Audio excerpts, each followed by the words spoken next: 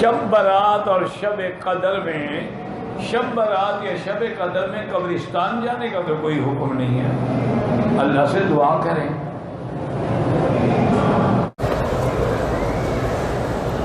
شب برات میں کوئی صحیح حدیث مبارک میں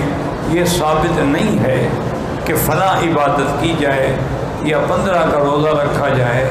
یا اسی رات کو لیلۃ مبارکہ جو قرآن میں ہے وہ سمجھا جائے کہ اس میں رزق تقسیم ہوتا ہے اور لکھا جاتا ہے۔ یہ تو لیلۃ القدر کے خصائص ہیں، لیکن بہت سارے علماء، محدثین، مجتہدین، اولیاء اللہ بہرحال اس رات میں خصوصی طور پہ عبادت کرتے ہیں۔ آپ بھی کریں، عمرہ کریں، طواف کریں، صفا نفل پڑھیں، قرآن پڑھیں، لیکن یہ رکھنا کہ اس میں سب کچھ تقسیم ہو رہا ہے اور یہ اللہ کا حکم ہی نہیں۔ شب برات کے دن 3 نمازیں، بالکل کوئی نماز کا، یہ لوگوں نے نمازیں بنائی ہیں، نماز کوئی کی نہیں، خاص کوئی حکم نہیں کہ دفع بلا ہو، مخلوق کا محتاج مانگ، یہ اللہ سے دعا مانگیں، باقی کوئی خاص نماز مقرر ہو وہ نہیں۔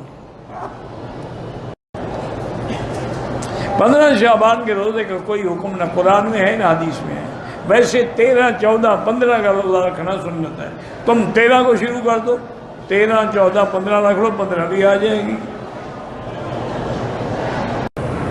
شب برات کے بارے میں کوئی حدیث مبارک صحیح نہیں ملی آج تک، لیکن اقوال علماء، مجتہدین، محدثین ہیں کہ یہ بڑی برکت والی رات ہے، اسی میں ساری وہ کشف تیار ہوتی ہے، تنفیذ لیلۃ القدر میں ہوتی ہے۔ شب معراج کے دن کا روزہ رکھنا کوئی حکم نہیں، نہ اللہ کے نبی نے حکم دیا ہے، نہ صحابہ نے حکم دیا ہے، نہ اجماع صحابہ ہے، لیکن محرم کے روزے حضور نے حکم دیا، ہم کہتے رکھو 9 کو یا 10 کو یا 10 کو اور 11 کو، لیکن رجبی کا روزہ یا معراج کے روزے یہ لوگوں نے خود بنائے ہیں ماشاءاللہ۔